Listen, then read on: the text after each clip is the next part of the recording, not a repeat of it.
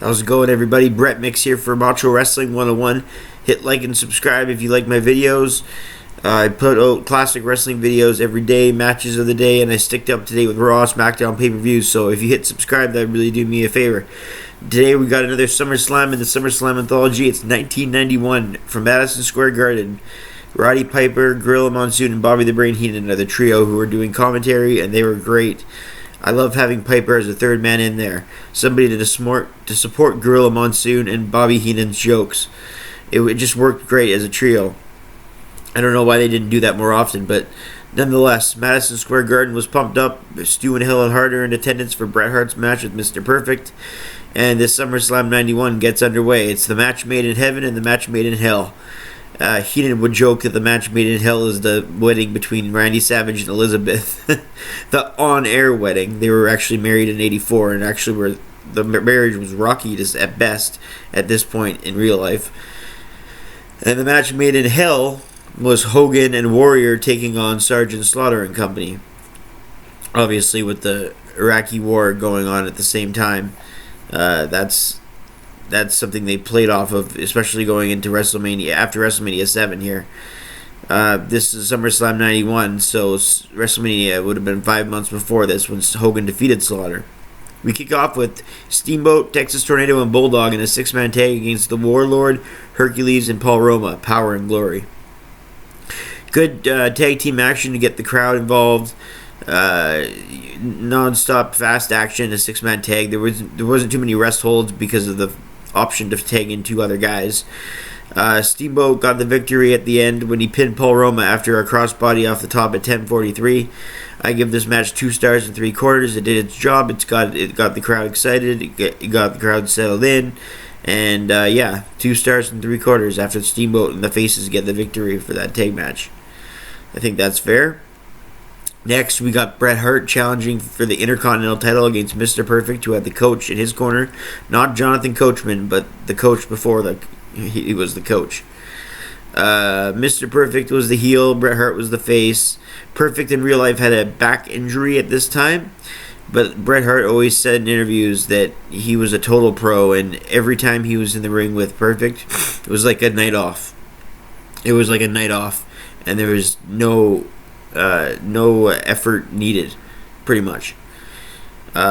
That's how you know two wrestlers have great chemistry. You can just see their other match at King of the Ring 93. If you can find that, that's about as close to perfect as you can get.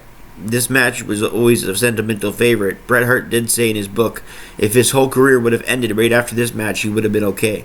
So this is obviously a big pinnacle moment in the Hitman's life and career. But is that really a separate thing? Bret Hart lives his career. Triple H says the one knock on Bret is he takes himself too seriously. I think he does too, but it's because he's got a healthy ego. He's proud of who he was. He's a Canadian hero. I'm a Canadian, and I'm proud to say he's a Canadian hero. He's one of the best Canadians to ever live. He's in the top 50. He was voted in the top 50 by our own country. This isn't just wrestling fans. This is our country who chose. And he was in the top 30 Canadians. So, nonetheless, that was taken in about 2002, that poll. It had some other names on it that you're like, what? But, nonetheless, this match here, sorry about that, I'm talking gibberish while there's a classic Mr. Perfect Bret Hart match to review. Mr. Perfect and Bret Hart, they went toe-to-toe, and honestly, this match was so back and forth that neither guy carried the momentum, so I could go play-by-play. I could read my notes and say that Bret hit a drop kick that sent Perfect out of the ring.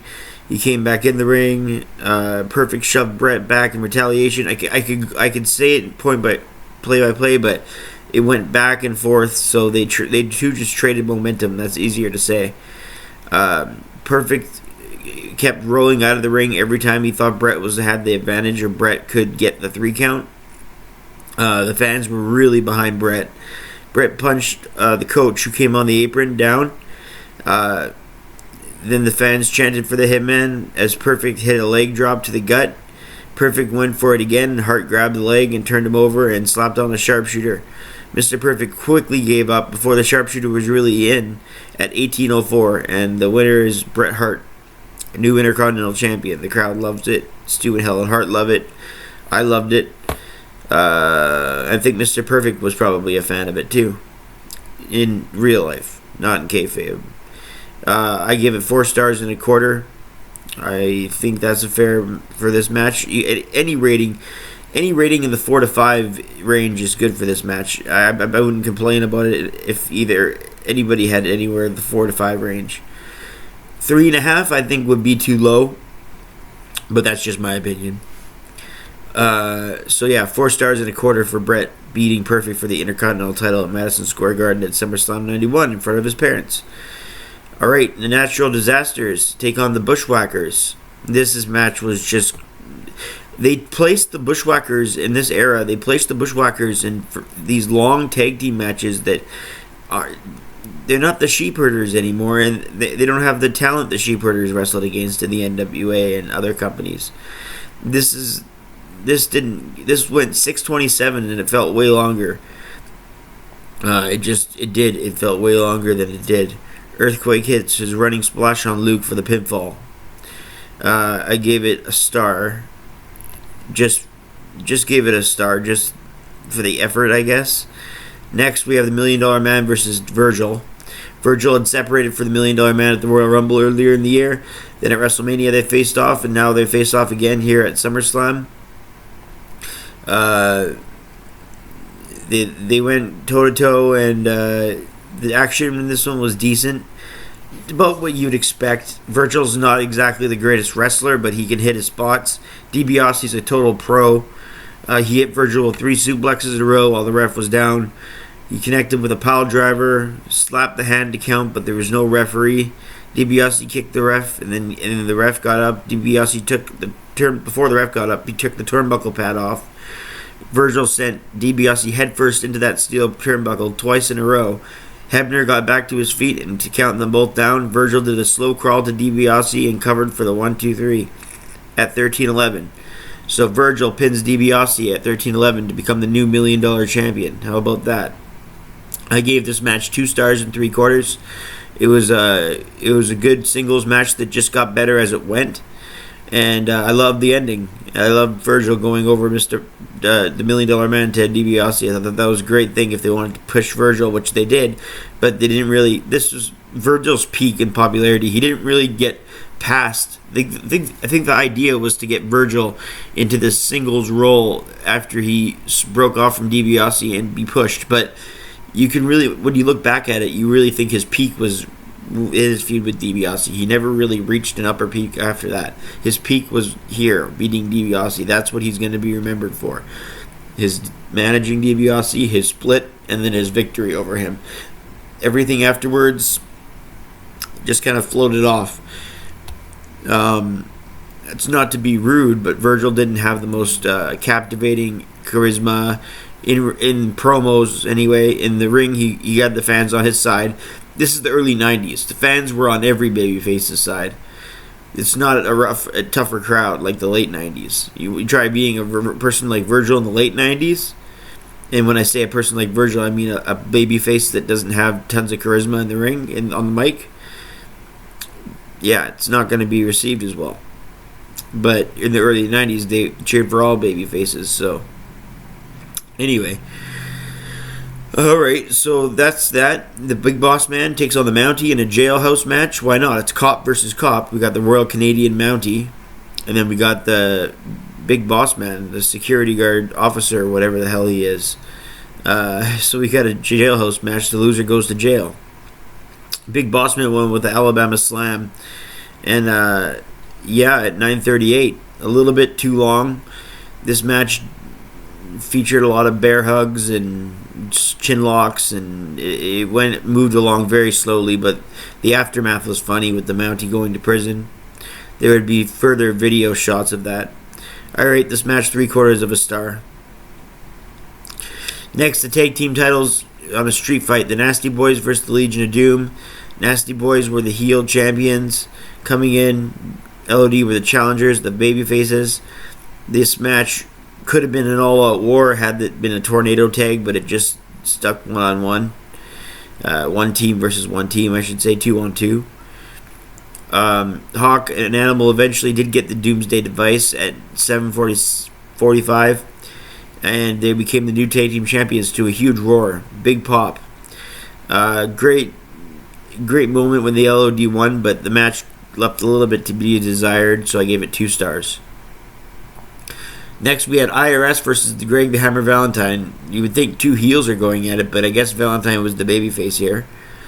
Don't remember him much for that.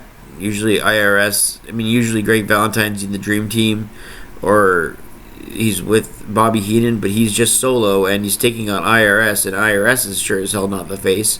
So I guess Valentine is.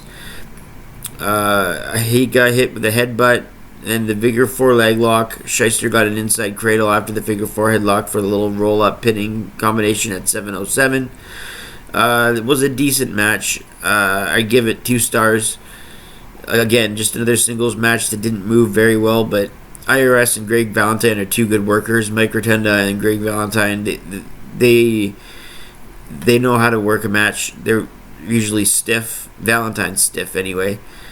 And yeah, that's the rating I gave it. And now we got Hulk Hogan and the Warrior versus Sergeant Slaughter, Colonel Mustafa, and General Adnan, with Sid Justice as the referee. Sid was face here, and he would turn heel later to go out to face Hogan at WrestleMania 8, but here he was a face. And the referee. This is, of course, the match where the Ultimate Warrior held Vince up for money. So he'd be fired right after it. So Hogan got most of the fame and fortune and everything else in the match. Hogan threw some dust in Slaughter's eyes and hit the leg drop for the pinfall as Sid counted the 3 at 12:40.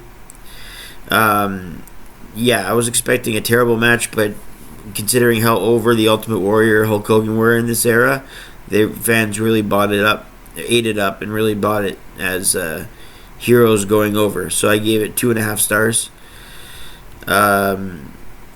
So yeah, the aftermath is what happened with Warrior as he left, and that's that.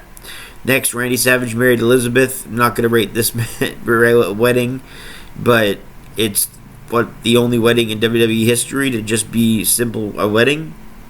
I think that's a testament to a good segment. Obviously, the aftermath had the Presence opening and the King Cobra coming at Miss Elizabeth, so there's a lot of good aftermath. But for the wedding, they just did the basic stuff.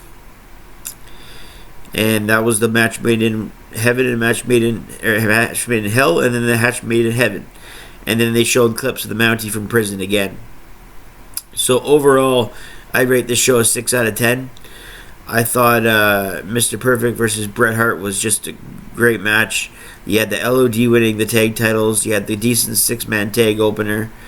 You had the wedding that went off without a hitch. You had Hogan and the Warrior being over as they were.